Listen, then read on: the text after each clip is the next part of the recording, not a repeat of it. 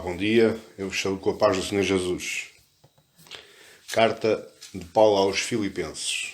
Carta de Paulo aos Filipenses, capítulo 3. E eu hoje falei convosco dos versos 12 ao 16. Filipenses, capítulo 3, versos 12 ao 16. Hoje pensando convosco sobre a soberana vocação. A soberana vocação. Capítulo 3, verso 12 diz assim: Não que eu o tenha já recebido, ou que tenha já obtido a perfeição, mas prossigo para conquistar aquilo para que também fui conquistado por Cristo Jesus. Irmãos, quanto a mim, não julgo havê-lo alcançado, mas uma coisa faço, esquecendo-me das coisas que para trás ficam e avançando para as que adiante de mim estão. Prossigo para o alvo, para o prémio da soberana vocação de Deus em Cristo Jesus. Todos, pois, que somos perfeitos, tenhamos este sentimento, e se porventura pensais de outro modo, também isto Deus vos esclarecerá. Todavia, andemos de acordo com o que já alcançamos. Só até aqui. Senhor Deus, graças te dou, meu Pai, por esta oportunidade, Senhor, de estarmos no meio deste dia e guardarmos este tempo, Senhor, para atentarmos às tuas coisas, às tuas palavras, aos teus mandamentos. Senhor, faz das minha boca a tua boca, das minhas palavras das tuas palavras. Nos agracia, Deus, em graça e misericórdia. Nos ser compassivo connosco, Senhor, nos enviando o teu perdão, para que todos os nossos pecados, as nossas falhas, as nossas dúvidas, os nossos desvios sejam perdoados, Senhor. Queremos estar agora, Senhor, atentos à tua palavra. Para isso, abra o nosso coração. Ilumina, Senhor, a nossa mente. Leva cativos os nossos pensamentos. Faz-nos esquecer, Senhor, por um momento, as coisas menos boas que a vida nos tem trazido. Mas nos leva, meu Pai, à alegria, à paz, ao amor, à tranquilidade da tua palavra. Se ela, porventura, o Senhor nos tirar da zona de conforto, graças te damos, meu Pai, porque é para isso mesmo que ela vai ser enviada. Para nos confrontar com as verdades. Para nos confrontar, Senhor, com os nossos conceitos mundanos e para que a verdadeira prática da tua palavra seja realidade existencial na nossa vida. Nós oramos assim, Senhor, em nome do teu Filho amado Jesus. Por isso, Senhor, que o abrir dos meus lábios, o meditar do meu coração, sejam, Senhor, agradáveis da tua presença. Meu Deus, meu Rei, meu Senhor. Amém e glória a Deus. A soberana vocação. Estamos já na reta final do estudo desta carta. Deixe-me só introduzir aqui alguns itens para nós nos contextualizarmos com o nosso sermão de hoje. E na mensagem anterior nós estudámos pelo menos 3 pontos que Paulo alerta àquele povo lá da igreja em Filipos. O primeiro ponto foi o cuidado com os falsos mestres, o cuidado com as falsas doutrinas, com os falsos ensinamentos. Os judaizantes, os judeus que tinham aderido ao cristianismo, eles levavam na sua bagagem outras doutrinas extra-evangelho. Eles levavam outros conceitos próprios, conceitos da sua própria mente, que se traduzia no complemento da ação de Cristo na cruz com práticas judaicas que se praticavam na lei de Moisés, a saber, a circuncisão, a lei da dieta e a lei da observância dos dias sagrados. Paulo se levanta, ele é bastante duro, e nós vemos aí que no verso 2 ele diz, ele chama-lhes cães, ele chama-lhes maus obreiros, ele chama-lhes anunciadores da falsa circuncisão, anunciadores da mutilação corporal, sem que para isso se obtenha algum benefício espiritual. No segundo ponto, ele contrasta a sua mensagem, a mensagem do Evangelho, a mensagem que o Paulo pregou aos filipenses, com em contraste com as demais mensagens que estavam sendo pregadas ou que estavam na iminência de serem pregadas.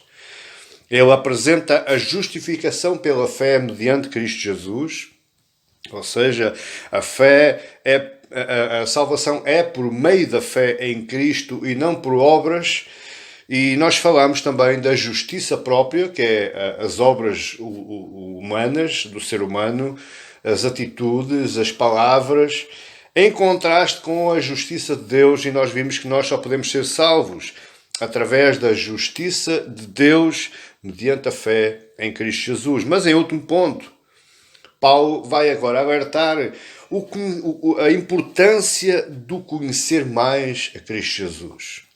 Existem um punhado de gente por esse mundo fora que conhece Jesus de ouvir falar, conhece Jesus porque já leu qualquer coisa, conhece Jesus porque já viu alguns vídeos, mas o que o Paulo quer dizer de conhecer Jesus, a sublimidade do conhecimento de Cristo, é nós termos intimidade com Ele, conhecermos na forma mais íntima, exatamente igual a um casal, um homem e uma mulher. Eles se conhecem intimamente, eles têm relação íntima. Isso é conhecer a Jesus. E dessa forma nós devemos caminhar nesta vida até que Deus ponha fim aos nossos dias terrenos. Isso é santificação. Isso é desenvolver a nossa salvação. O texto que nós temos em mãos, ela pode ser interpretado, e eu estou completamente de acordo, olhando vários comentários e várias mensagens de alguns pastores acerca deste assunto, eu posso observar o texto do 12 ao 14 como uma correção. Porque parece que Paulo, do verso 7 ao verso 11, parece que Paulo se estava a super espiritualizar. Ou seja, Paulo se estava a colocar num certo determinado patamar acima de todos os outros cristãos. Então ele volta um pouco atrás, escreve o verso 12 ao 14 para corrigir a pertença à interpretação nesse sentido. Ele diz, não, o que eu disse em face do que eu vos falei no capítulo 1, verso 21. Para mim o viver é Cristo e o morrer é o lucro. Eu vos disse que o meu objetivo, o meu alvo, a minha meta é ser salvo, é deitar tudo para trás, é olhar para a frente e seguir para uma meta que vai ser alcançada não neste mundo, mas no reino espiritual. E então ele escreve do 12 ao 14 para tentar corrigir falsas interpretações que ele tinha dito nos versos anteriores. Apesar do que tinha afirmado nos versos 7 ao 11, Paulo aqui agora afirma que ainda está correndo atrás da perfeição. Paulo afirma que não é perfeito. Ele está trabalhando, ele está correndo, ele está observando uma melhor perfeição, uma melhor santificação dia após dia. E isto, lembrar que a nossa santificação é um processo diário, um processo crescente, mas diário. Esta mensagem que eu vou falar convosco, ela tem a ver com a nossa santificação. Ou seja, com o nosso crescimento espiritual. Com o nosso amadurecimento espiritual. Você sabe que uma árvore num pomar não presta para nada se o fruto não amadurecer, se ele não se tornar comestível. Assim é a nossa vida. A nossa vida tem que amadurecer, tem que se tornar agradável aos outros, tem que se tornar diferente, mas de uma forma agradável, de uma forma que não cause uma santa inveja. Eu quero viver como ele, porque ele é um homem santo. Deus com certeza está com ele. E é assim que nós devemos fazer. Nós devemos andar diariamente em busca da perfeição, em busca da santificação, desenvolvendo a nossa salvação. Duas preocupações que Paulo deixa em relação à igreja de Filipos. Paulo aqui neste texto nós temos, ele dá uma sensação de preocupação. São pelo menos as duas preocupações que preocupam Paulo e o motivam a escrever este texto. A primeira é a falsa doutrina da justificação proclamada pelos falsos mestres. Ele se irritou lá no verso 2 Porque aqueles falsos mestres estavam danificando, estavam destruindo, estavam menosprezando o trabalho de Jesus na cruz. Jesus diz, eu sou o caminho, a verdade e a vida. Ninguém pode chegar ao Pai senão através de mim. E como é que nós chegamos ao Pai? Através do sangue que ele verteu. Através do seu sacrifício único e suficiente. E eterno. Mas os falsos mestres diziam, não, tens que observar isso, mas tens que observar mais algumas coisas. Ou seja, eles estavam colocando como o trabalho de Jesus sendo insuficiente. Não chega. E a segunda preocupação é que os irmãos da igreja de Filipos estavam com uma falsa compreensão quanto à doutrina da justificação mediante a fé em Cristo Jesus. E isto não é nada novo, meus queridos. Existe bastante gente, um grande punhado de gente que afirma que ao fazer aquela tal oração induzida ou conduzida por um pastor, que pronto, o trabalho dele acabou, agora já sou salvo, posso viver à minha maneira, porque eu vou para o céu. Era assim que a igreja de Filipos pensava e é assim que nós pensamos hoje. E Paulo vai contrariar isso. Porque essa era uma das preocupações que Paulo estava tendo, ou que Paulo recebeu através de Epafrodito, acerca da igreja de Filipos. Nós temos que entender que a doutrina da justificação mediante a fé em Cristo Jesus não é um pacote completo. Nós fomos justificados, mas agora temos que nos santificar. Justificação só por si não traz salvação. A Bíblia diz que sem santificação ninguém verá a Deus. Qual é o grau de santificação? Meu querido, eu não sei lhe explicar. Só Deus tem essa régua para medir o grau de santificação que você necessita para entrar no céu. Mas uma coisa eu lhe garanto, que você necessita de santificação para entrar no céu, isso necessita. E a santificação, conforme eu disse, é um processo crescente, mas progressivo. É trabalhado todos os dias. Não é às horas que nós queremos, não é aos dias que nós queremos. A santificação não tira folga, a santificação não tira férias. Ela é um processo progressivo. E a melhor maneira de você trabalhar a sua santificação é olhar a voz da sua consciência. Quando você peca, acende-se uma luzinha vermelha na sua consciência. Você, aí, automaticamente, o que você deve fazer é se arrepender e pedir perdão a Deus. Isso é trabalhar a santificação. Embora outras coisas que nós estamos estudando e nós estamos vendo. A justificação, ela nos traz apenas, e olha o que eu lhe estou a dizer, a justificação, ela nos traz apenas a própria palavra justificação da culpa do nosso pecado. Nós herdamos uma natureza pecaminosa, uma natureza adâmica. Nós herdamos uma corrupção mortal. Nós nos tornamos depravados por causa do pecado de Adão.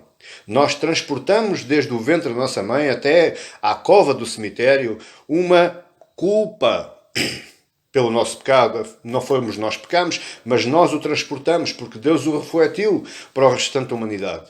Então quem quebra essa culpa? Quem paga essa dívida? O sangue de Cristo Jesus. Isso chama-se justificação.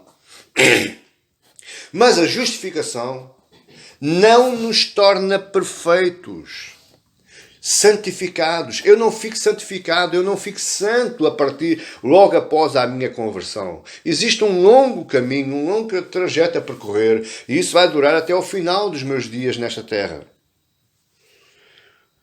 Então a pergunta é, qual foi a forma que Paulo encontrou para abordar esta ou estas questões?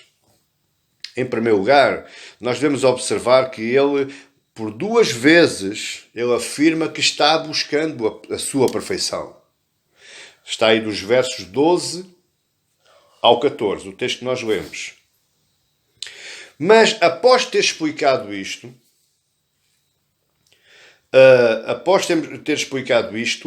Paulo vai exortar por 3 vezes, ou seja, aplica 3 exortações, face àquilo que ele disse dos versos 12 a 14, que ainda está buscando a perfeição. Ele então vai buscar seu próprio testemunho, essa sua própria afirmação, e vai colocar em prática na vida, ou tentar colocar em prática na vida dos filipenses, dividido em 3 exortações. Está lá nos versos 15 ao 16.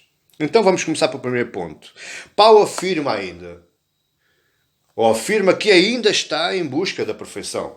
Está lá dos versos 12 ao 14, ele começa logo no verso 12. Não que eu tenha já recebido, ou que tenha já obtido a perfeição. Eu acabo ao verso 11 dizendo: eu quero conhecer a Cristo, eu quero andar em Cristo, eu quero ter comunhão nos seus sofrimentos, eu quero me conformar na sua morte. Para quê? Para que um dia possa alcançar a ressurreição dentre os mortos. A ressurreição dentre os mortos aqui é a fase final,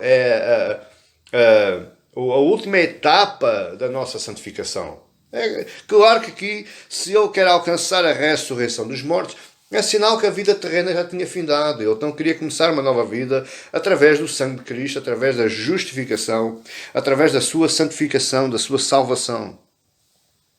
E o verso 12a, a primeira parte do verso 12, não que eu tenha já recebido ou que tenha já obtido a perfeição, ela está ligada logo, diretamente. Ou seja, é um sequencial do verso 11. Porque ele no verso 11 diz: para que de algum modo alcançar a ressurreição dentre os mortos. Não que eu tenha já recebido. Recebido o quê? A ressurreição. A salvação. A santificação. Ou que já tenha obtido a perfeição. Paulo estava revelando o seu maior desejo no verso 11. Mas agora no verso 12 diz aos Filipenses: eu desejo isso, mas não o tenho. É o tal já, mas ainda não. Aquela tensão que continua vibrando e deve estar vibrando no coração dos crentes. Nós já fomos salvos, mas ainda não. Nós fomos salvos da culpa do pecado.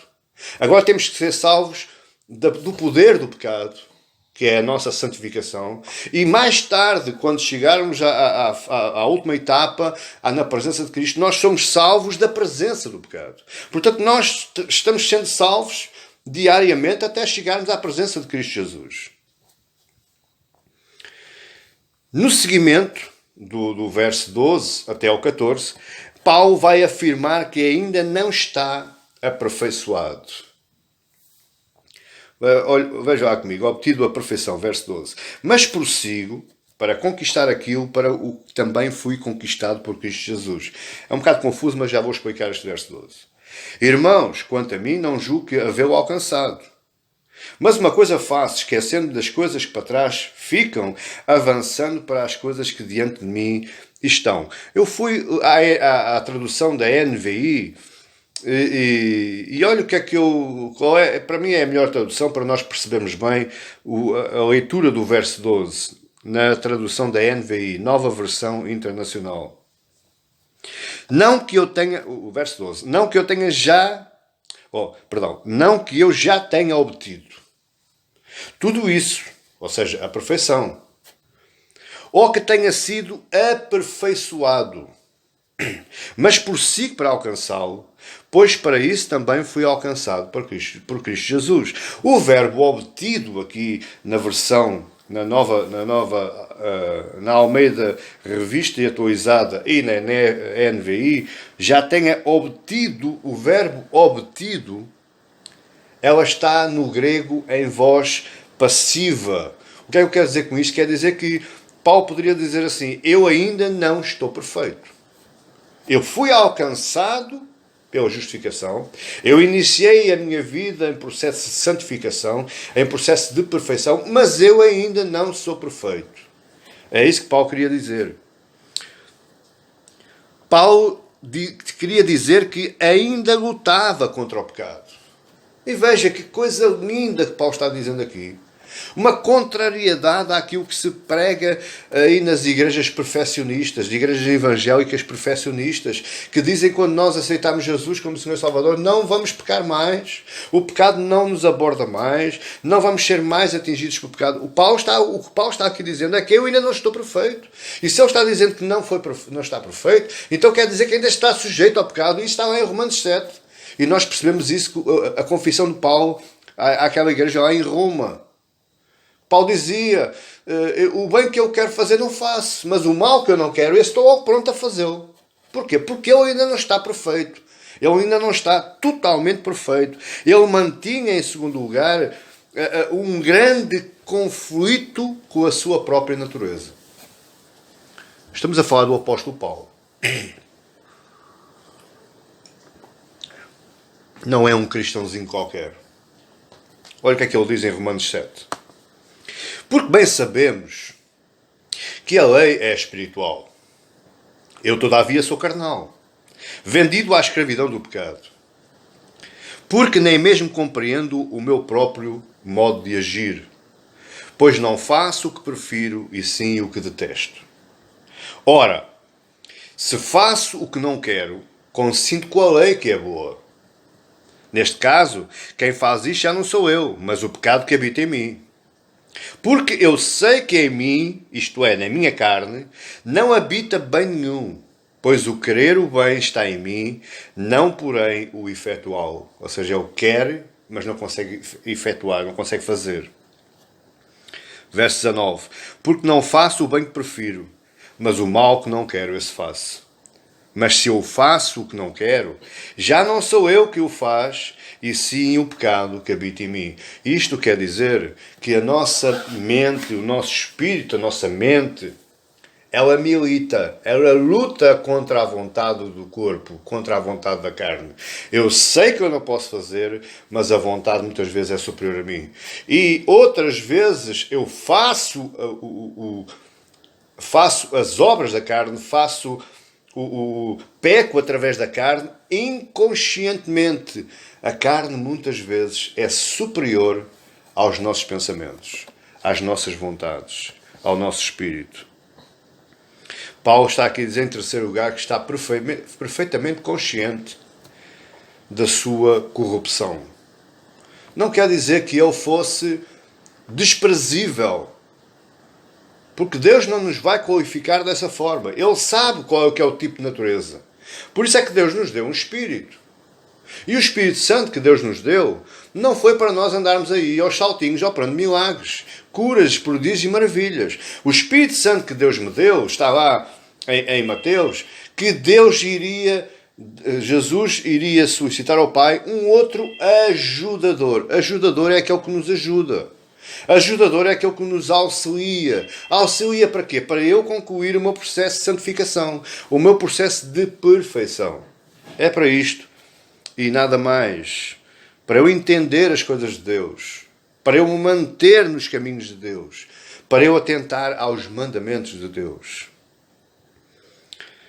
E em quarto lugar, ele também estava consciente que por causa da sua corrupção, por causa da sua fraca perfeição, ou ainda está no caminho da perfeição, ele a qualquer momento ele poderia pecar. Novamente eu digo, estamos a falar do apóstolo Paulo, o maior pregador, o maior pastor, aquele que fundou mais igrejas, aquele que escreveu mais acerca das doutrinas cristãs. Ele dizia que eu estou consciente que a qualquer momento da minha vida, a qualquer hora, a qualquer minuto, eu posso cair nas malhas do pecado. É isso que Romanos 7 nos fala, é isso que Romanos 7 nos informa. Curiosamente, por isso é que eu disse que aqui o verso 2 é um pouco complicado, ele, no estado original, quando Paulo escreveu, ele jogou com palavras. E este é um jogo de palavras bastante interessante. O verso 12 diz assim, mais ou menos o seguinte: Cristo o havia conquistado. Está lá no final do verso 12. Fui conquistado por Cristo. Onde é que Cristo o conquistou? No caminho de Damasco. Quando ele tem a visão, vai para perseguir as igrejas, tem aquela visão do Senhor Jesus, e Jesus diz, Saulo, Saulo, por que me persegues? E ele pergunta, quem és, Senhor? Eu sou o Jesus a quem tu persegues. Ele aí teve um encontro real com Jesus. Ele teve um encontro espiritual com Jesus. Aí deu-se a sua conversão. Nesse local ele foi justificado. Ora, se ele foi justificado, foi Cristo que o conquistou. Isto estamos agora um bocadinho contra aquela teologia em que diz que nós somos salvos por aquilo que nós fazemos. Ou seja, nós é que queremos ser salvos. Nós é que nos chegamos a Deus e não Deus a nós. Olha, aqui está tudo totalmente ao contrário. Paulo está aqui dizendo que ele foi conquistado por Cristo. Se ele foi conquistado por Cristo, então foi Cristo que foi ter com ele e não ele com Cristo. Aliás, se nós formos ver lá em Atos 9, ele ia, mas era ir ter com os cristãos em Damasco para os prender, para os torturar e, quiçá, para os matar.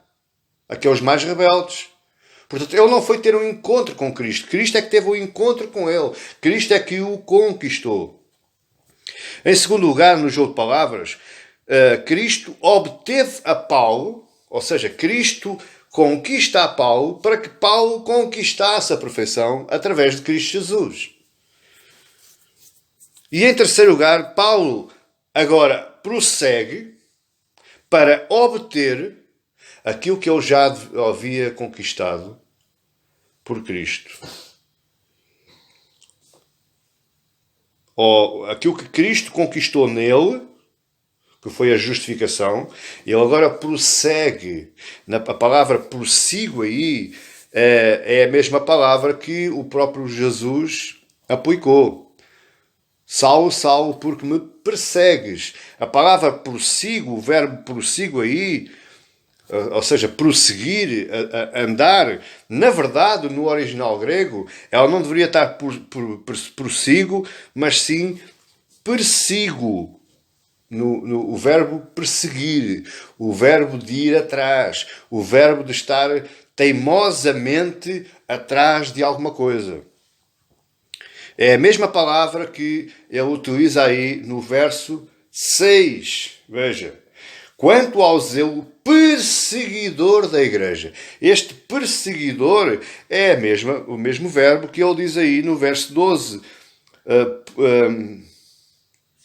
Prossigo para conquistar. Ou seja, eu persigo esta conquista.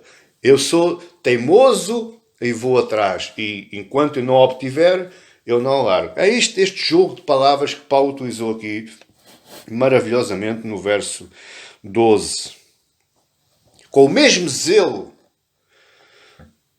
que ele perseguia a igreja, é esse mesmo zelo que ele agora persegue a sua perfeição, a sua santificação. E aqui é outra coisa curiosa. Nós estamos mais dispostos a nos, desculpa a expressão, a nos baldar às responsabilidades, do que estamos dispostos a perseguir as nossas responsabilidades. Nós temos assim um pensamento mais ou menos assim deste género. Eu já fui salvo, agora é com Deus. É de Deus o agir, é de Deus o mover, é de Deus o fazer, é de Deus o querer, e eu fico aqui quietinho só recebendo. Escuta, isto não tem nada a ver com teologia cristã. Porque a teologia cristã, a soberania de Deus, a excelsa soberania de Deus, ela se harmoniza maravilhosamente e espiritualmente com a responsabilidade humana.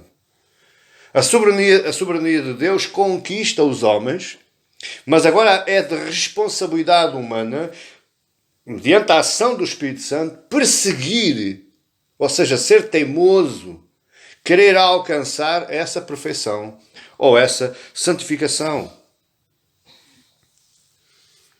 Deixe-me ler outra vez o verso 12, mas agora na nova versão transformadora.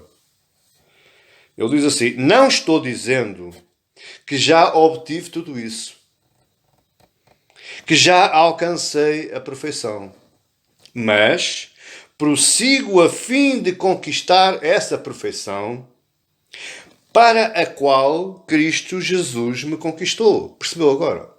Você só foi alcançado pela graça de Deus para a salvação, para que você agora trabalhasse essa salvação. A santificação está na nossa mão, não por obras, mas por atitudes, por escolhas, pensamentos. E por que não dizer teimosia espiritual? E essa teimosia, ela nos traz uma obrigação, é de sermos corajosos. Porque rapidamente, se não tivermos o mínimo de coragem, claro, tudo isto com a ação do Espírito Santo, mas se não tivermos o mínimo de coragem, nós abandonamos. Nós vamos embora. Porque por nós mesmos nós não temos força para isso. Portanto, os versos 13 e o 14, eles são um sublinhado. Ou seja, Paulo utiliza o verso 13 e o 14 para dar ênfase, para reforçar aquilo que ele disse no verso 12. É isso que está aí a dizer os versos 13 e o 14. Novamente o 14 diz: eu prossigo para o alvo. Qual alvo? A santificação, a perfeição. Para o prémio da soberana vocação de Deus em Cristo Jesus. Ou seja, ele quer conquistar a mesma coisa que Cristo conquistou nele. É o prémio da soberania de Deus. Da soberana vocação. Vocação é chamada. Nós fomos chamados. E muitas vezes me dizem que não, a minha vocação, a minha chamada é para pregar, a minha chamada é para curar, a minha chamada é para impor as mãos para bênçãos financeiras. Escuta, não existe isso na Bíblia. Me perdoe de deitar as suas expectativas por baixo, mas não existe isso na Bíblia. Na Bíblia existe chamada. E a minha chamada é para a minha santificação. É claro que com a minha santificação eu vou espelhando a glória de Deus ao mundo. Eu me começo a tornar sal e começo-me a tornar luz. Eu começo a incomodar o mundo com a minha vida. E duas coisas vão acontecer. Sempre. Com o meu incómodo, com o incómodo que eu provoco ao mundo, duas coisas acontecem. Em primeiro lugar, ou eu ganho irmãos e ganho almas para Cristo, ou eu ganho inimigos. É fundamental para você perceber isto. Mateus 5:10 é o que fala. Bem-aventurados os perseguidos por causa do meu nome. Quando você incomoda ao mundo pela sua forma de estar, pela sua maneira de viver, pela sua maneira de falar, pela sua maneira de tentar as coisas de Deus, você incomoda ao mundo. E esse incómodo se traduz em almas para Cristo ou em inimigos, ainda mais de Cristo. Dito isto, por que é que Paulo utilizou esta ênfase nos versos 13 e 14? Ele diz aí no verso 13, não julgo. Irmãos, quanto a mim, não julgo havê-lo alcançado. É curioso é que Paulo conhecia bem o seu coração. E Paulo conhecia bem aquela passagem bíblica que diz que o coração do homem é muito enganoso. Ou seja, o coração do homem é mentiroso, é traiçoeiro, é cobiçoso, é orgulhoso, é depravado, é miserável, é inimigo de Deus. Paulo conhecia o seu coração. Coração aqui quer dizer natureza. Paulo estava bem consciente da sua pecaminosidade. Ou você pensa que Paulo nunca pecou? É claro que pecou. Todos pecamos. E destituídos estamos da glória de Deus. Mas por isso é que João 1,12 diz: Deus é fiel e justo e misericordioso para nos perdoar todos os pecados. Porquê é que Ele é fiel e justo? Por causa da nossa justificação. Ele acreditou em nós a justiça de Cristo.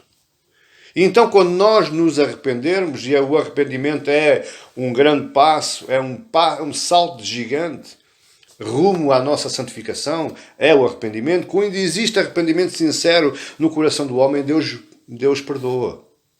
Deus ilumina essas maldades, essas máculas. E Paulo apresenta também aqui o sentido irmãos, aí verso 13. Irmãos. Ele não escreve irmãos como se estivesse a falar somente para a igreja. Ele escreve irmãos, ele chama irmãos, para os trazer para junto dele. Ele diz assim, olha, eu também sou pecador, eu sou o apóstolo. Portanto, não fiquem alarmados ou não fiquem angustiados pelo facto de vocês pecarem, porque eu também peco. Estamos todos no mesmo barco. Estamos todos no mesmo caminho.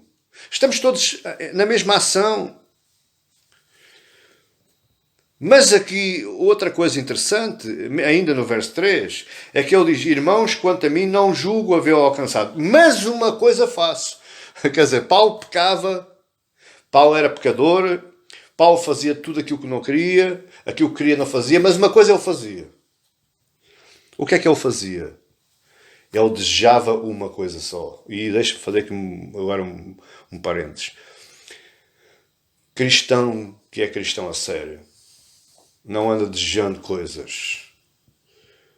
Carros, casas, contas bancárias, boas roupas, bons restaurantes para comer, boas famílias, bons estatutos sociais, bons empregos. Não.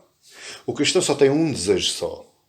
O cristão só deve fazer uma única coisa. Só deve desejar uma única coisa. O cristão só deve ter uma única paixão. O cristão só pode se namorar por uma única coisa. Apaixonar-se por uma única coisa. Pastor, diga: Cristo Jesus.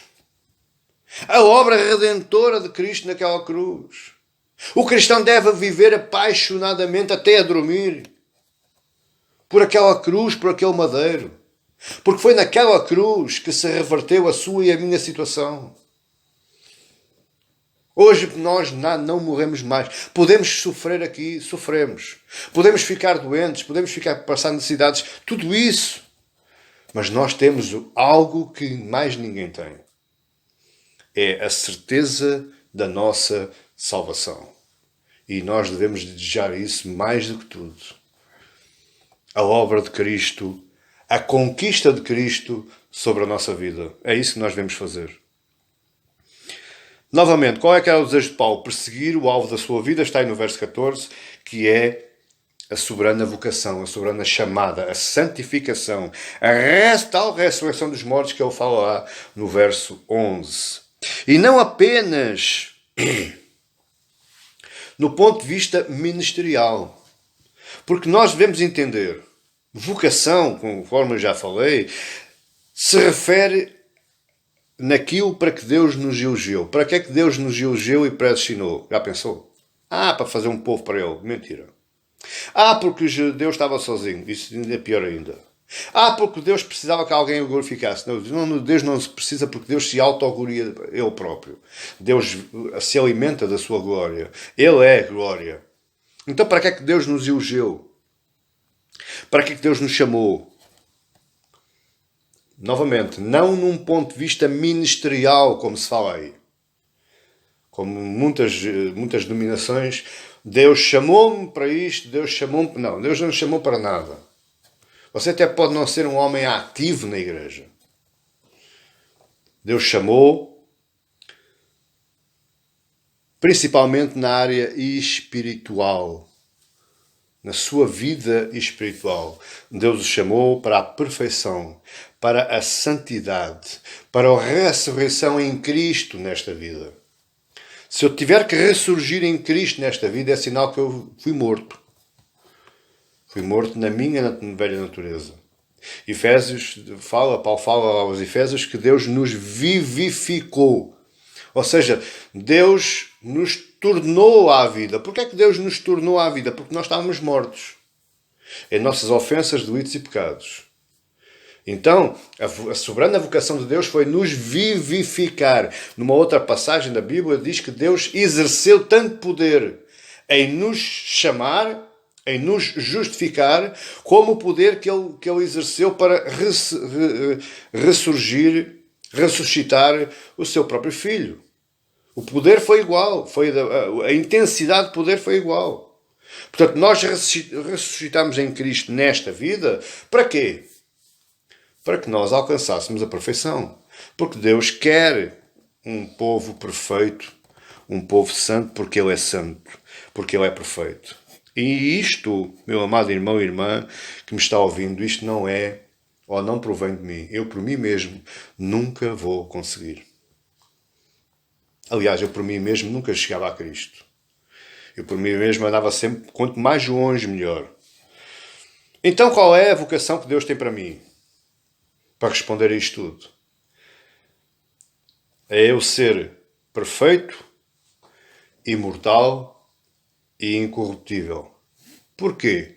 Porque Cristo o é. E se nós lá atrás em Gênesis nós vemos que nós fomos formados à imagem e semelhança de Deus Pai, Deus Filho, Deus do Espírito Santo, porque Ele diz: formemos o homem à nossa imagem e nossa semelhança. À nossa, no plural, portanto é a imagem de Deus, a imagem de Cristo, Jesus, e a imagem do Espírito Santo. Se nós fomos formados para isso, e houve uma transição de queda, houve um interlúdio, houve um processo de pecado no meio desta vontade de Deus, e agora Jesus veio morrer naquela cruz para tornar realidade aquilo que Ele lá em Gênesis desejou, que foi nos formar à nossa imagem e semelhança. Como é que Ele nos forma à nossa imagem e semelhança? Através da nossa perfeição. Através do nosso perseguir essa perfeição. E isto é da nossa vontade, porque é Ele que efetua o nosso querer e o nosso realizar. É segundo a vontade dele que nós o fazemos. Por isso lá está a soberania humana, a soberania de Deus com a responsabilidade humana. Mas é uma chamada que Deus tem para nós. Não fomos nós que escolhemos. A única nossa missão é prosseguir. É andar. Tudo isso à semelhança do Filho. Tudo isso da mesma forma. Por isso é que Ele é o caminho. Jesus é o caminho. Para que é que serve o caminho, meu querido? Para você andar. O caminho não serve para você voar por cima do caminho. Não, o caminho é para andar. E muitas vezes esse caminho está com bastante pedra, bastante buraco. Mas prossiga para o alvo. Exatamente como um atleta. Ele está... Eu quando corria nas grandes corridas, 10 mil, 15 mil, cheguei a correr a meia maratona, eu chegava a meio, meu querido, minha querida, era as costas, era as pernas, era a cabeça, era tudo. Mas eu pensava assim, é mais um pouco. É sempre mais um pouco. A meta, cada passo que eu dava, a meta se tornava mais próxima. E é assim que nós devemos pensar. Cada vez que você toma uma atitude de melhorar a sua perfeição, de melhorar a sua santificação, de meditar na palavra, de orar, de louvar a Deus, de frequentar a sua igreja, de ter comunhão com os seus irmãos, de ajudar o seu próximo, você está caminhando. É mais um passo. Por outras palavras, a sua salvação, a sua santificação está cada vez mais próximo. O problema é que, infelizmente, eu digo, existem pessoas que já estão mais longe da salvação do que quando elas foram convertidas. Ou seja, já estão na área negativa, já está no menos 0, menos 1, menos 2. Você deve avançar passos, avançar passos, avançar passos. Esta vocação ainda está lá na frente, você ainda não alcançou. Nem pense que você vai alcançá-la hoje, a menos que você morra. Mas a santificação ainda lá está na frente. É preciso prosseguir. É preciso perseguir. E para alcançar isto, eu preciso de duas coisas. Novamente, assuntos que nos incomodam. Porque ou nós somos muito saudosistas, gostamos muito do nosso passado, e lá atrás eu era assim, e lá atrás eu era assado, ou nós somos muito saudosistas, ou então nós nos autocondenamos por causa do nosso passado. Deixa que eu lhe diga uma coisa, meu querido. E ponto final. Passado é passado. Passado é passado. Já passou. Existe um provérbio português que diz que águas passadas não movem moinhos. Não existe água nenhuma que retorne para mover moinhos. E assim é o nosso passado. Passado passou. Se você estiver a olhar para o seu passado, sabe o que é que você está dizendo? Que Deus não é tão bom assim para perdoar. Isso é você. Você é que perdoa muitas vezes de boca, mas o seu coração está magoado, está ferido. Mas Deus, quando perdoa, diz a Bíblia que Ele nos perdoa e nunca mais se lembra. Porquê? Porque é passado. Já passou, não vale a pena você ser saudosista e não vale a pena se você se autocondenar por causa do seu passado. Está lá. Aconteceu. E agora, fazer o quê? Você não pode voltar atrás. A única coisa que você pode fazer é andar para a frente. Viver o seu presente em função do futuro. Não fique preso ao passado. E outra coisa que você deve fazer é avançar no caminho de Cristo. Quem me quiser seguir após mim, pega a sua cruz. Caminho de Cristo, caminho de cruz. Quem o ensina a si. Que agora o que você deve fazer é procurar as coisas boas, aquelas coisas que vêm a abarrotar aos trambolhões lá do céu. Está a enganar, meu querido. Você está, em vez de andar para trás, desculpe, não está a andar, em vez de andar para a frente, perdão, você está andando para trás. Porque agora o caminho da perfeição é o caminho de Cristo.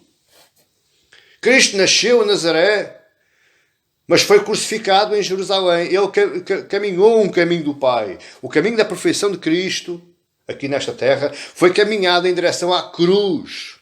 E não ao sal do trono. Não à posição de majestade. Ele foi para a cruz. E é isso que nós temos que observar. Esse é o nosso caminho. Segundo lugar, agora as 3 exortações de Paulo aos Filipenses. Versos 15 a 16. Primeiro, nós vemos que existe um convite. Deixe que eu lhe diga que o verso 15 e 16 é irónico. Paulo aqui aplicou bastante ironia. Ele sabia porque é que estava fazendo isso. Aliás, dos apóstolos, Paulo é o mais irónico. Porque ele conhecia bem as pessoas a quem ele estava falando. Ele conhecia bem a igreja, ele conhecia bem a sociedade, ele conhecia bem o coração humano. Por isso ele aplicava aqui certas doses de ironia. E ele aí no verso 15, olha o que é que ele diz no verso 15. Todos quem? Todos nós. O Paulo está falando para a igreja, portanto todos nós. Todos, pois, que somos perfeitos, tenhamos este sentimento. E se porventura pensais de outro modo, também Deus vos esclarecerá. Eu queria-me agora aqui parar aqui um pouco, porque a palavra perfeitos, aí no verso 15, todos, pois, que somos perfeitos, na realidade a palavra perfeito aqui não é perfeito de perfeição, mas é de amadurecimento. O que Paulo está aqui dizendo é todos, pois, que somos maduros. De que tipo de amadurecimento Paulo está falando? Amadurecimento espiritual. Como está lá em Coríntios, Paulo chama os super espirituais, ou seja, os mais maduros espiritualmente, estão muito acima de todos os outros. Não, eu não posso ligar com uma classe espiritual mais baixa. Eles não estão começando, eu já estou lá em cima. Eu já falo, estou lá com Deus, eu já conheço Deus, eu já troco impressões com Deus. Esses é que são os maduros espirituais, os super espirituais, os perfeitos. Veja que ele diz lá em cima no verso 12 que não alcançou a perfeição, mas no verso 15 ele diz agora nós todos que somos perfeitos. Eu agora vou falar para os maduros, para aqueles super espirituais, aqueles que enchem o peito quando começam falando lá nos seus púlpitos. Maduro, perfeito quer dizer maduro espiritual. Paulo está sendo irónico, porque ele está utilizando a mesma expressão que utilizou para dizer que não era. Ou seja, lá em cima ele falou, não que eu tenha obtido a perfeição, mas agora aqui embaixo ele diz perfeitos. A palavra é a mesma, o amadurecimento espiritual. É como que ele diz, eu ainda não obtive a santificação, mas agora aqui embaixo do verso 15, agora nós somos todos santos. Nós estamos num patamar de santidade muito acima dos outros. Para que é que ele diz isso? Para eles, Paulo está a falar para aqueles que já se julgam perfeitos. E, meu querido, 35 anos, se eu não me estou enganado, já lá vão 37, salvo erro. E eu já ouvi isto em muito lado. Basta passarem para um outro nível de atividade dentro da igreja, já são perfeitos. Aliás, eu conheço um comboio cheio de pastores e pregadores que eles não falam com o irmãozinho na igreja. Eles não cumprimentam o irmãozinho, nem a paz do Senhor eles dão. Existem muitos que entram dentro das igrejas rodeados por um cordão de guarda-costas para não serem importunados. Vejam o tamanho de espiritualidade desse homem. Qualquer toque pode deitar por terra o seu poder, a sua unção. Outros entram depois laterais dos palcos, dos púlpitos, ou pelas portas traseiras, e saem para não encarar, para não falar. Porque eles estão ali numa missão especial e a sua unção pode-se perder. É para esses que Paulo está falando. Para os super perfeitos, para os super espirituais. Deixe que eu faça aqui uma pergunta, para você entender como é que você reconhece quem é espiritual e quem não é espiritual. Como é que você reconhece que alguém está caminhando na santificação ou que alguém está sendo arrogante e egocêntrico e orgulhoso acerca da sua santificação? Como é que se faz isso? Você leia o verso 14, do verso 12 até ao 14 e faça o mesmo pensamento que você faz, que o Paulo fez. Porque se você... Agora, olhe para mim. Se você conhece alguém que você diz assim, poças, eu gostava de ser como ele. O homem fala Bíblia. O homem vive Bíblia. O homem pensa Bíblia. Ele não faz nada que não entre em conselho com Deus. Ele ora antes de fazer as coisas. Ele evita se irritar. Ele é tardio para falar, ele gosta de ouvir mais. Ele é tardio para se irar. Então essa pessoa é perfeita. Como é que eu faço para chegar lá? Comece humilhando. A melhor forma de nós avançarmos para a santificação é a nossa própria humilhação. Porque o próprio Cristo se esvaziou de toda a sua glória, todo o seu poder. E ele se fez homem, sofrendo as mesmas necessidades que você e eu, andando nos mesmos caminhos que você e eu. Mas ele venceu, porque é que você não pode vencer? Você vence quando o seu orgulho cair. Você vence quando o seu egocentrismo cair. Você vence quando você se esvaziar de tudo aquilo que você pensa que é e que não é. Porque humildade é eu pensar de mim muito menos aquilo que eu sou mesmo. Não quer dizer que você se vai autodenegrir. Não estou dizendo nada disso. Eu estou dizendo para você ser humilde. Para ir andando. Para não se fazer mais daquilo que é. Deus vai acrescentando sempre mais um pouco. Porquê é que Paulo falou assim? Porquê é que nós muitas vezes temos que falar assim para as nossas igrejas? Porque as próprias pessoas, ao longo dos anos, elas vão se criando alguns estatutos próprios. Ou seja, a sua consciência cria esses estatutos. Porque eu já estou há 40 anos na igreja e já sou um super espiritual. Eu já sou mais isento ao pecado, eu já não cometo erros. Ou entra num processo de autorreconhecimento de perfeição. Isso é o pior erro que você pode correr. Não corra esse erro. A melhor maneira de você não correr esse erro é todos os dias, a todas as horas, se humilhe na presença de Deus, se arrependa dos seus pecados e diga a Deus, Senhor, eu preciso. Eu sou carente da Tua graça. Eu sou dependente da Tua graça. Não foras Tu, eu já não existia. Não foras Tu, eu nem sequer da minha cama me levantava. Me ajuda, Senhor. Isso é ser humilde perante Deus. Por isso é que Mateus 5:3 diz: bem-aventurados os humildes em espírito, porque Deus é o reino dos céus. Quem vive assim não entra neste erro do autorreconhecimento. E quantas igrejas nós não conhecemos que até influenciam os próprios irmãos a se autorreconhecerem como perfeitos. Se você reparar na sua Bíblia, este foi um dos grandes erros da igreja de Corinto. Eles pensavam diferente de todos os outros e só as suas ideias eram consistentes e bíblicas. Por isso é que muitas vezes você ouve alguém dizer: prove-me isso pela Bíblia. Parece que é Lutero a falar lá naquela tal reunião, naquele tal sinédrio, que ele fala lá para os seus acusadores: a menos que me provem pela Bíblia, eu não me retrato. Parece que pega as palavras de Lutero para qualquer coisa. Não, eu tenho que ler na Bíblia, eu tenho que ler, tenho que ter... Mas ler o quê? A Bíblia você tem só se você não ler. E ler a Bíblia só de uma forma muito usual, como eles fazem, retirando textos do contexto bíblico como pretexto para isso mesmo, para se tornarem mais super espirituais. Leiam os contextos bíblicos. Leiam pela mente dos autores. O que é que os autores queriam dizer com aquilo? E você vai-se começando a humilhar. Você vai começando a perceber que realmente não é tão assim como você diz que é.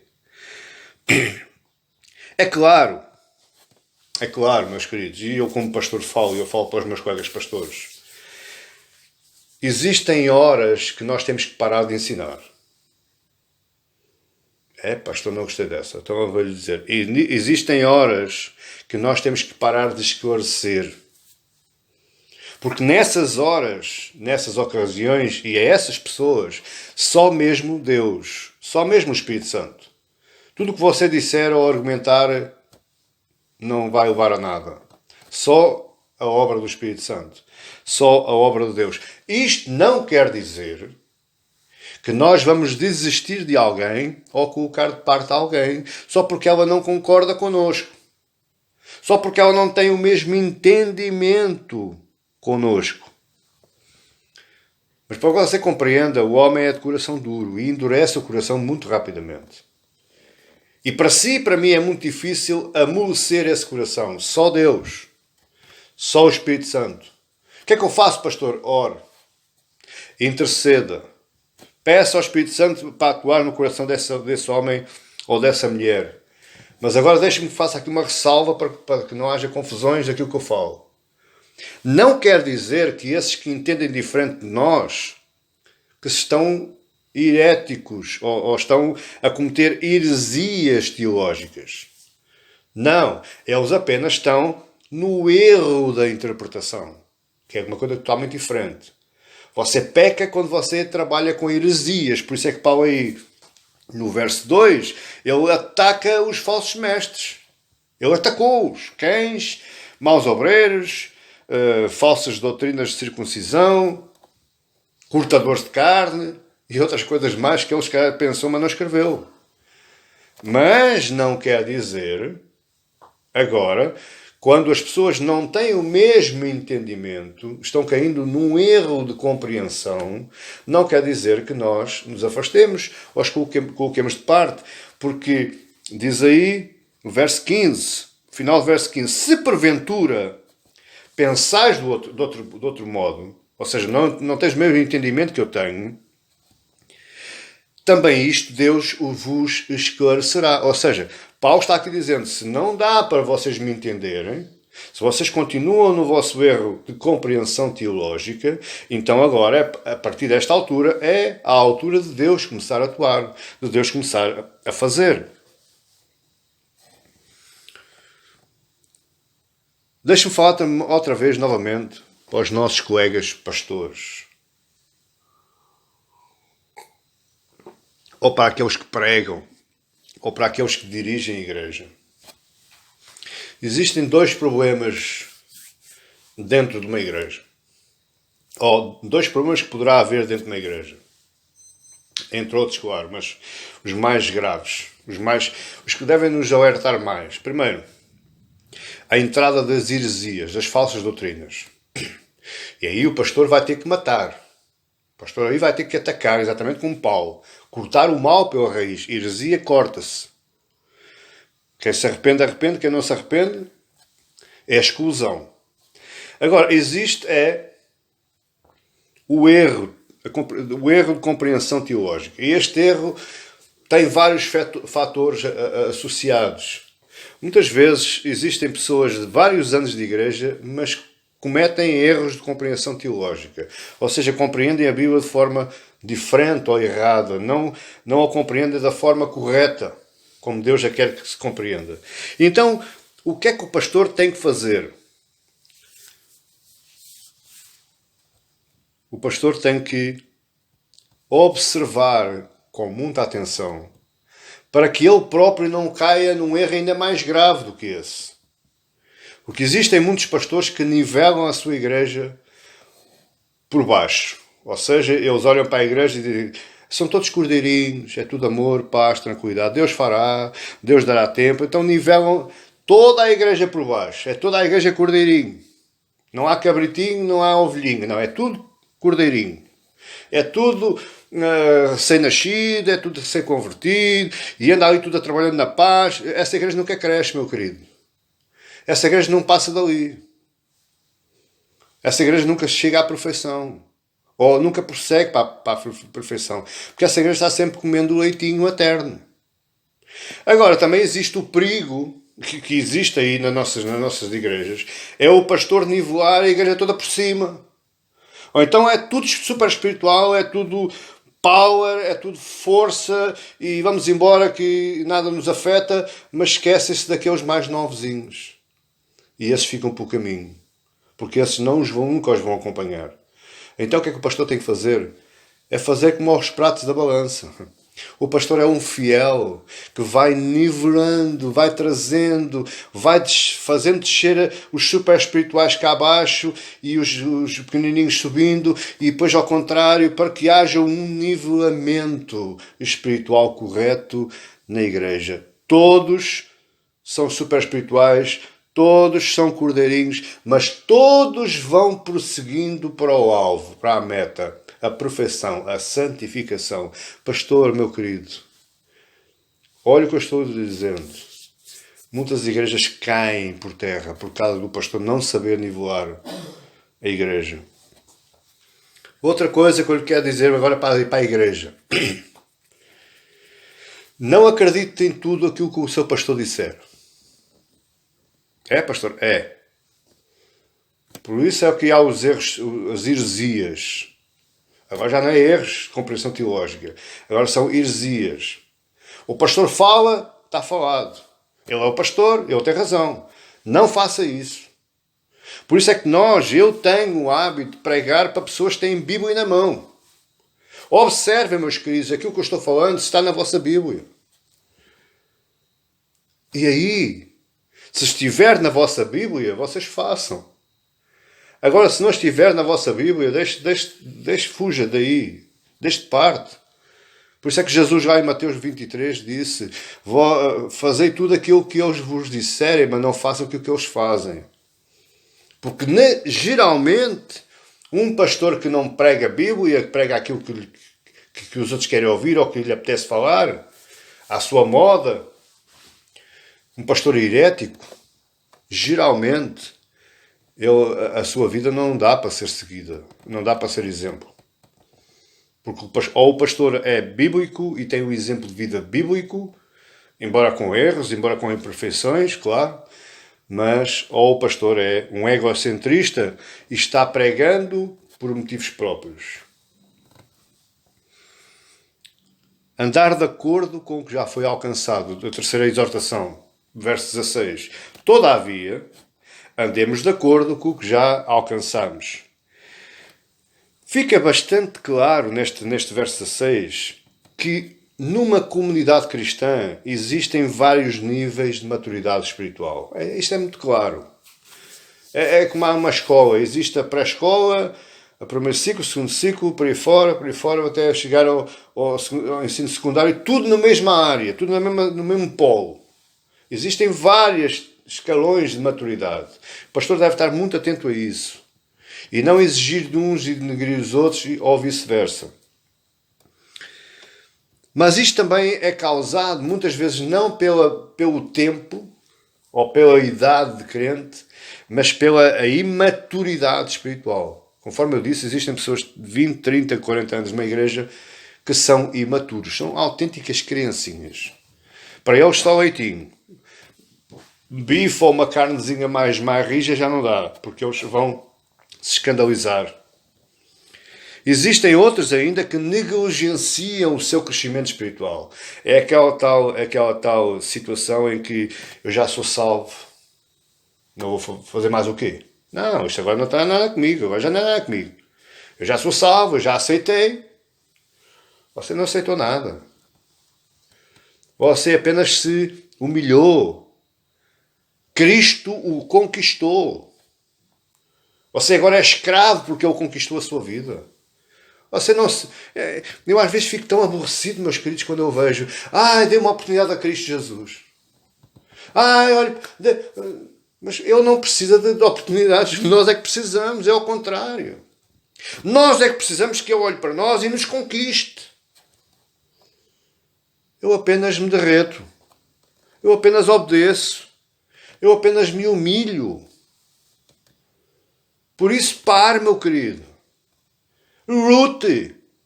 Prossiga. Persiga. Corra. Está doendo, corra mais um pouco. A meta está ficando mais próxima. Não se meta nesse ponto de Deus agora vai fazer tudo. Não. Você também tem responsabilidade. E outra situação, porque Paulo falou assim no verso 6, é que existem pessoas que crescem mais rápido que outras. Existem pessoas que, glória a Deus, eu tenho observado, 1 ano, 2 anos de crente já pregam. Mas existem outras, meus queridos, que 5, 6, 10 anos nem sequer a Bíblia sabem abrir. Porquê? Por causa das razões que eu para trás mencionei. Não se entregam espiritualmente, são imaturas espirituais, negligenciam o seu crescimento espiritual. Uma das formas de você fazer a manutenção da sua santificação é pela palavra. Se você não lê a palavra, você não mantém. E se você não lê a palavra, você não conhece a sua Bíblia. Quantas vezes eu já disse, olha, abram lá em Apocalipse e as pessoas estão lá cá em cima, na primeira parte da Bíblia. No princípio. Eu não estou criticando, só estou alertando, porque pode acontecer. Porque existem pessoas que crescem mais rápido umas que outras. Existe um problema nisso que eu falei? Não, de modo algum. Apenas nós reconhecemos que uma igreja não é um grupo de pessoas todas ao mesmo nível. E daí o problema de haverem muita falha dentro da igreja. Porque existem pessoas que reconhecem a sua imaturidade espiritual, reconhecem a sua dificuldade de crescimento espiritual, mas não têm quem as ajude. Por exemplo, as senhoras mais velhas não ajudam as mais novas. Os senhores mais velhos não ajudam os mais jovens. Existem pastores que não ajudam nem os jovens nem os velhos. E isso vai criando abismos entre as comunidades que muitas vezes é muito difícil de reverter. A função de pastor, meu querido, é muito difícil. É muito importante, mas é muito difícil. O pastor tem que estar alerta para essas coisas todas e tem que reconhecer isto tudo. Parece também que a ação do Espírito Santo é diferente de pessoa para pessoa. E é. E é verdade. Existem pessoas que ele atua mais rápido e existem pessoas que ele atua mais... A sua demora parece uma eternidade. Porque quando é que Deus atua naquele irmãozinho? Porquê é que isto acontece? Por causa da vontade de Deus. Por causa do decreto de Deus. Esse é um negócio que você não se deve meter. A demora ou a pressa do Espírito Santo é com ele. Marcos 4,8 diz assim, a parábola do bom semeador. Ora, enfim, outra enfim caiu em boa terra e deu fruto, que vingou e cresceu, veja, produzindo a 30, a 60 e a 100 por um. A semente foi a mesma? Foi. A palavra foi a mesma? Foi. Mas um produziu a 30, outro produziu a 60 e outro produziu a 100. Porquê? Porque é a vontade de Deus. A palavra é semeada no coração de todos ao mesmo tempo. Eu estou aqui falando para gente que já está em pulgas para se santificar, para correr para a sua perfeição. Eu estou aqui falando para outras gentes que estão pensando se será bem assim ou não. A palavra é exatamente igual. É a mesma, a semente é a mesma. A produção, a germinação nas terras é mediante a vontade, o decreto e o desejo do Espírito Santo de Deus.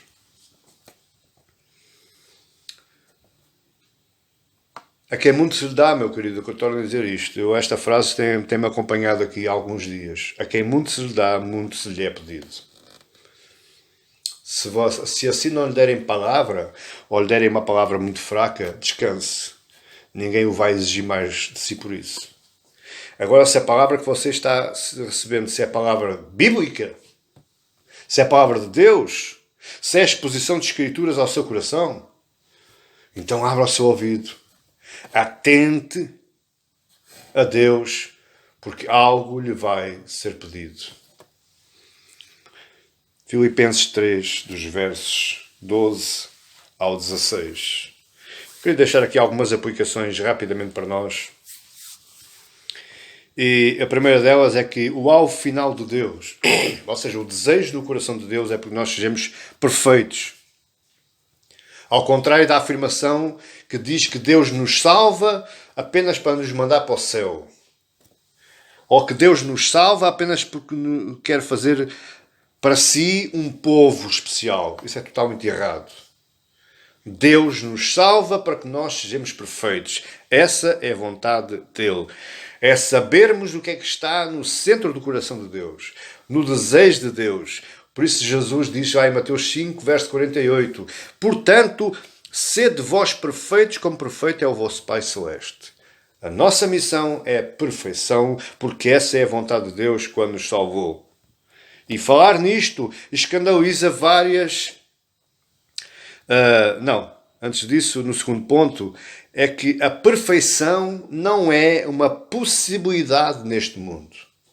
Você não encontra a perfeição em mais ninguém senão nos cristãos. Porque a perfeição é um atributo exclusivo ao cristão, àquele que segue o caminho de Cristo. E isto escandaliza alguém ou algumas denominações. Existem denominações onde o perfeccionismo é ensinado. E olha que é muito complicado congregar numa denominação dessas. Você não pode pecar, você não pode errar, você não pode fazer isto, não pode fazer aquilo, não pode comer isto, não pode comer aquilo, não pode falar com este, não pode falar... Escuta, isso é entediante. Eu uma vez passei por uma igreja dessas e meu amigo, isso é de lançar qualquer um.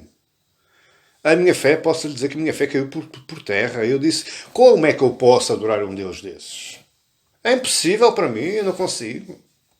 Porquê? Por causa do perfeccionismo que se apregoa nessas igrejas. Orar muito, jejuar muito, isolamento espiritual profundo, fugir do pecado, fugir do diabo, fugir das pessoas. Oh, meu querido, não posso ir a um restaurante, não posso ir a uma praia, se for uma praia tenho que levar calças de ganga.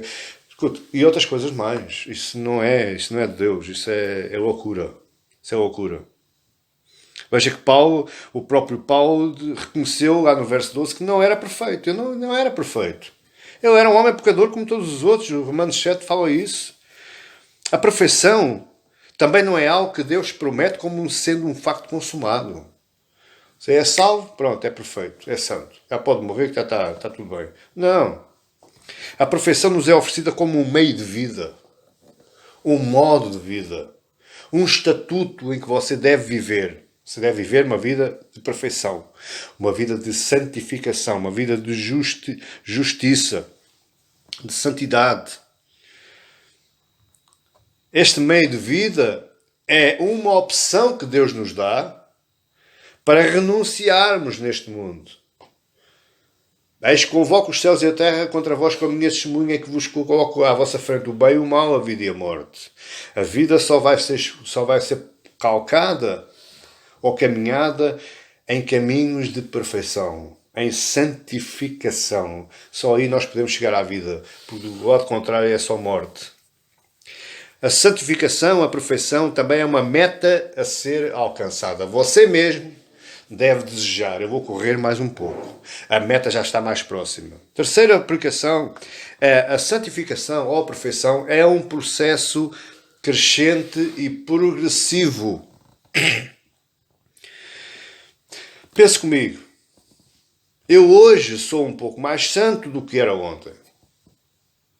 Assim é o desejo do meu coração, até pode não ser, mas é assim que eu penso.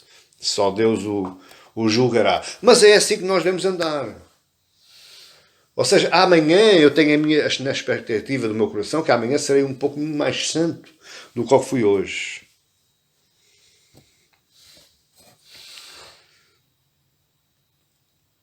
Há crentes que pararam com as suas atividades espirituais, estagnaram completamente. Estão com sérios problemas graves na área da espiritualidade. Porque das duas uma, ou estão olhando ainda para o passado, ou estão saudosistas do passado, ou então consideram-se tão indignos que o perdão de Deus não os pode alcançar. Essas pessoas estão problemáticas a nível espiritual. Porquê é que existem pessoas anos e anos a fio dentro de uma igreja e estão sempre iguais ao que eram no primeiro dia? E muitas vezes até um bocadinho piores. Não têm mudança, não têm evolução espiritual, não têm qualquer diferença visível, são sempre a mesma coisa. Não se nota santidade nelas. Não se nota espiritualidade nelas. Não se nota Bíblia nelas. Porquê? Porque elas estagnaram, negligenciaram o seu processo de santificação.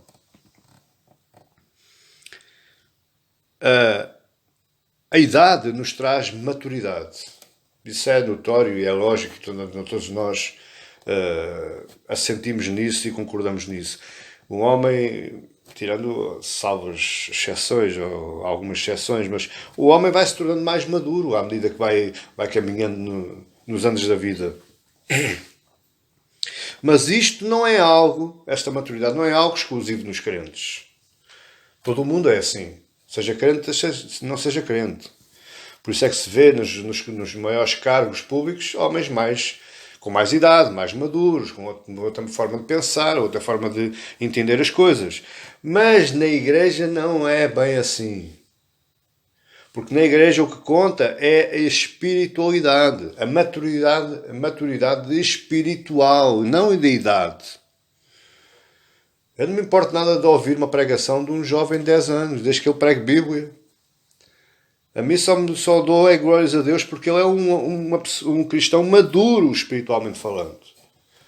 Porque já me consegue expor as Escrituras, embora tenha só 10 anos. Entende? Devemos buscar isso, a maturidade espiritual.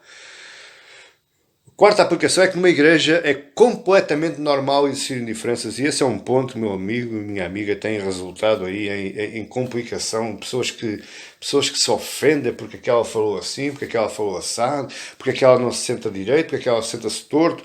Meu amigo, existem diferenças. Onde há pessoas, há diferenças.